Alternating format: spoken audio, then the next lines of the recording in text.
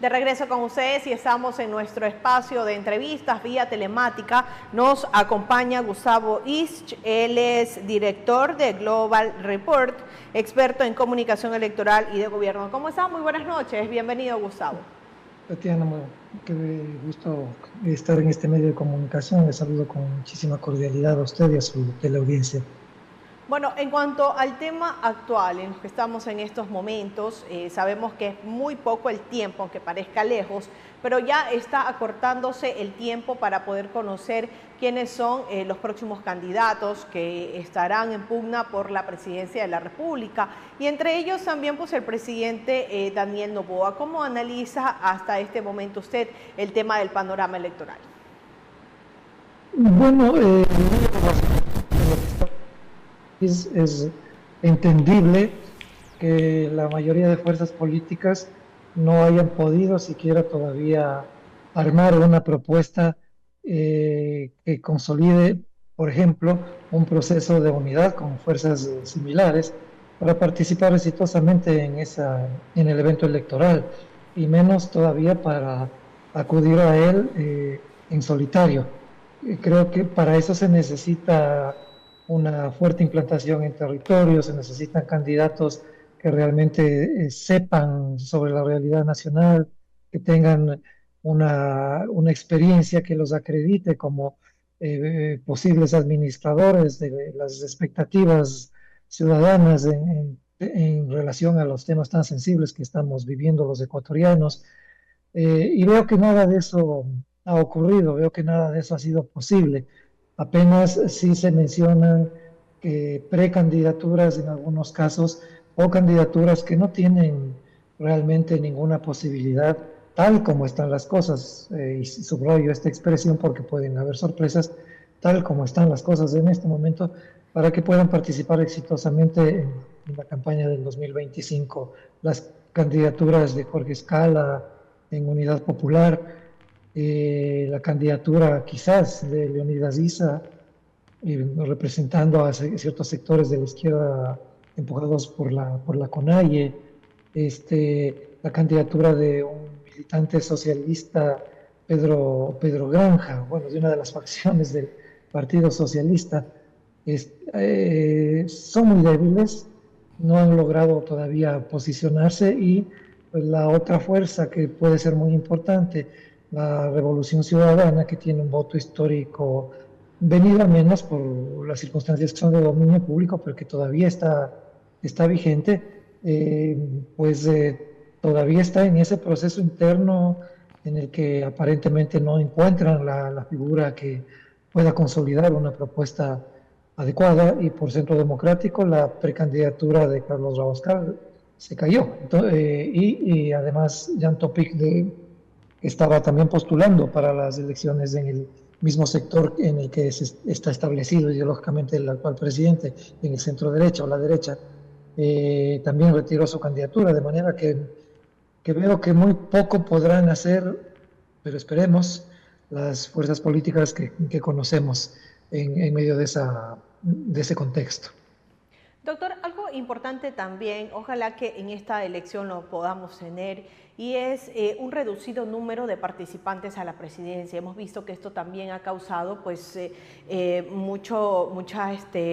desinformación y también confusión en la ciudadanía al tener 8 y hasta 13 candidatos en una sola papeleta, y esto no da opción incluso al análisis que se debería tener por cada uno de los perfiles. Esto también se da por parte de que falta como unidad en este país y de que cada quien quiere ir por su lado, y más bien no se unen fuerzas. Hay un solo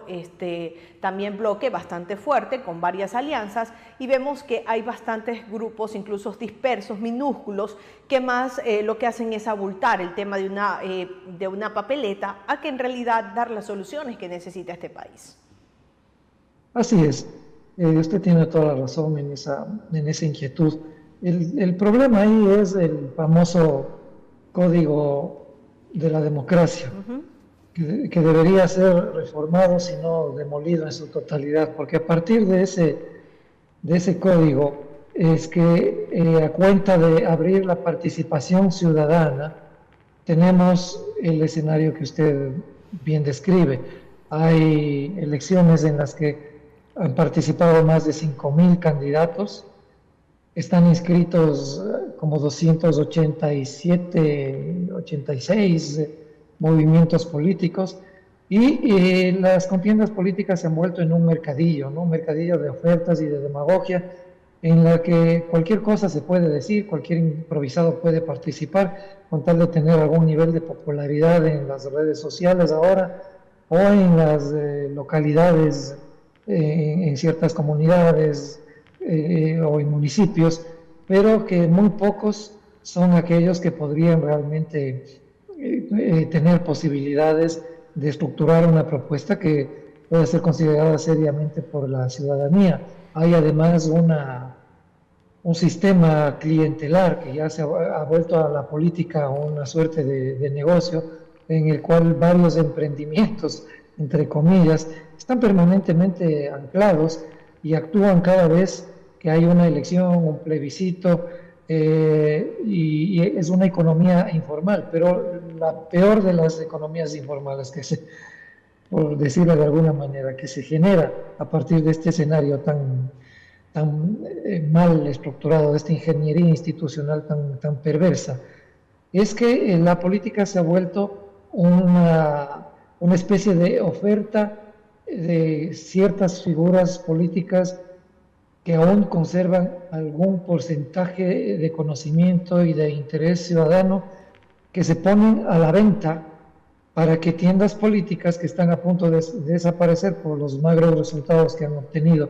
en procesos electorales anteriores, los afilien o los acojan para que las representen. Entonces, tanto esas tiendas políticas como esos candidatos son el mercadillo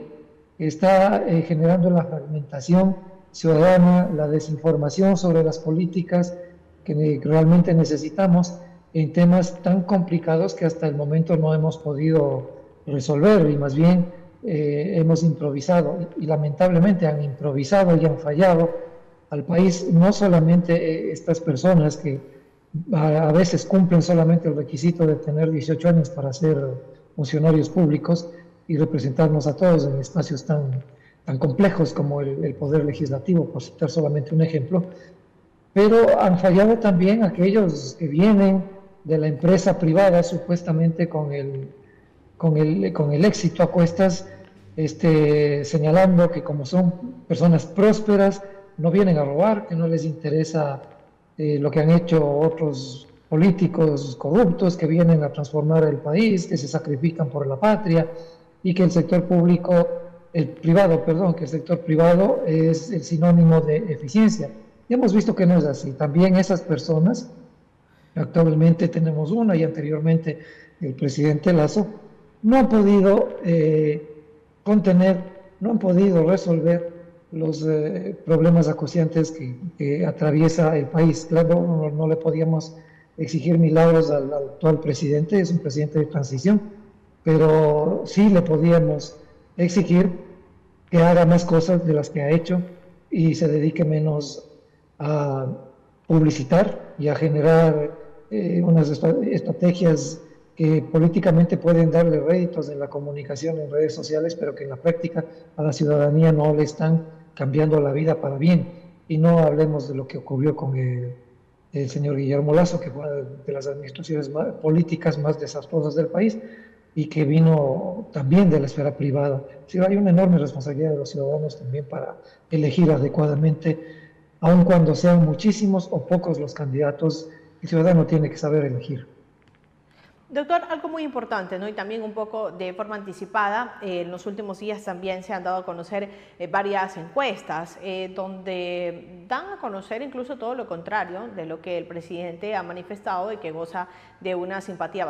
de un porcentaje de simpatía bastante amplio acá en nuestro país. Pero vemos que las últimas encuestas realizadas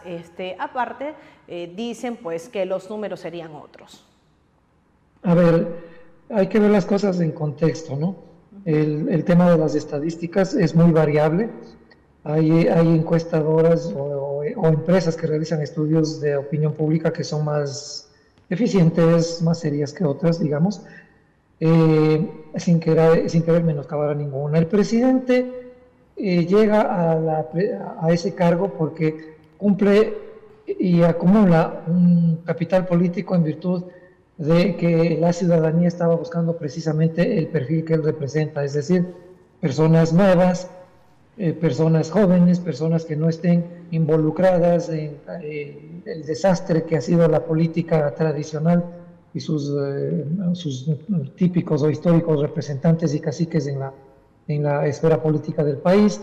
Y llega con un discurso conciliador, un discurso que promete muchas cosas que lamentablemente no ha cumplido, no solo que no ha cumplido, sino que ha hecho todo lo contrario cuando asume la presidencia. Y esos son dos factores que inciden en las investigaciones de opinión pública, que tienden a establecer cifras que varían de acuerdo a cada coyuntura. El presidente, cuando gana las elecciones, gana con el 52% de los votos. Cuando es elegido, asume el cargo con 64-67% de expectativa positiva respecto a todas las ofertas de campaña que prometió cumplir. Y cuando decreta en inicios de enero el 110 y el 111 para que las Fuerzas Armadas apoyen a la policía en la contención del crimen organizado, que era lo que la ciudadanía clamaba, era el mayor requerimiento desde hace más de 2 años más del 90% de ciudadanos, pues obviamente su popularidad crece automáticamente y roza el 80%. Pero a partir de la segunda semana de enero, esa popularidad empieza a bajar por varias razones. Primero, incumple sus promesas, o sea, el país no tiene, los empresarios, los emprendedores, los agricultores, el aparato productivo del país no tiene una certeza, no tiene una certidumbre sobre qué va a hacer el gobierno nacional en lo que resta,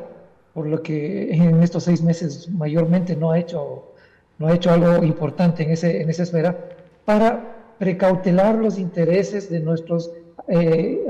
aparato productivo, de los industriales, de los comerciantes, de los agricultores, de los ganaderos, que están sumidos en una falta de políticas de Estado que los precautele frente a condiciones inequitativas, cuando no decir absolutamente desleales, de competencia desleal, generada por los tratados de libre comercio. El incumplimiento de las promesas de campaña, no incrementar el IVA, incrementó el IVA, no generar más extracción petrolera en el bloque 43, donde está el Yasuní, hizo exactamente lo contrario, extendió la explotación petrolera en esa zona y viajó a Canadá para promover la extracción minera por $4,000 millones aquí en el Ecuador, a sabiendas de que ese es un tema muy delicado y que tanto en el anterior que cité como en este hubo un pronunciamiento popular en plebiscito que le dijo no a la extracción petrolera en Yasuní y a la extracción minera en el país, que está afectando muy severamente a varias provincias del país. Luego han pasado algunas cosas, y una de ellas que es muy grave. Primero es que el empleo no termina de superar la crisis que estaba cuando el presidente asumió el cargo. Las cifras no le cuadran al presidente con lo que dice, con lo que publicita y con lo que sus propias entidades relacionadas al tema del empleo publican y difunden, ¿no? Como el INEC, como el Seguro Social y como el Ministerio de Relaciones Laborales. Y la seguridad no ha sido contenida pese al esfuerzo que han hecho nuestras Fuerzas Armadas junto con la policía para enfrentar la inseguridad sigue vigente. Hay provincias que son tomadas por la delincuencia. Lo que está pasando en Manabí es tremendo, lo que pasa en Guayas, lo que pasa en Los Ríos, todavía en Esmeraldas, todavía en Machala, y en realidad en todo el país las extorsiones, los secuestros, los asesinatos no han cesado, de manera que insistir en esa publicidad que es engañosa, es una publicidad de medias verdades, una publicidad que no profundiza en los temas, no dialoga con los partidos, con los movimientos sociales, con los expertos, con la ciudadanía, que es lo más importante, no le dice la verdad de lo que está pasando, mientras siguen endeudándose, y cuando el país ya no tiene recursos para pagar la deuda que ya mantiene y que según los expertos gira alrededor de 80.000 millones de dólares, y no le dice al ciudadano, esto es lo que va a pasar, esto es lo que viene, estas son las condiciones que nos están imponiendo para prestarnos este dinero, pues obviamente genera el impacto en su credibilidad. A la primera semana de mayo, el decaimiento de su credibilidad era de más de 20 puntos porcentuales, y actualmente debe ser mayor porque la tercera semana de mayo su credibilidad, su popularidad sumadas eran del 50.3%, pero todavía no había ocurrido lo que ocurrió en Olón, todavía no había ocurrido lo que pasó, lo que está pasando en Manabí, de manera que nuevas encuestas seguramente habrán establecido o estarán estableciendo nuevos datos alrededor de eso. Bueno, doctor, queremos agradecer su participación esta noche y este análisis en estos temas tan importantes que hemos tenido. Con esto, por cuestión de tiempos, nosotros vamos a una pausa comercial y ya retornamos con ustedes.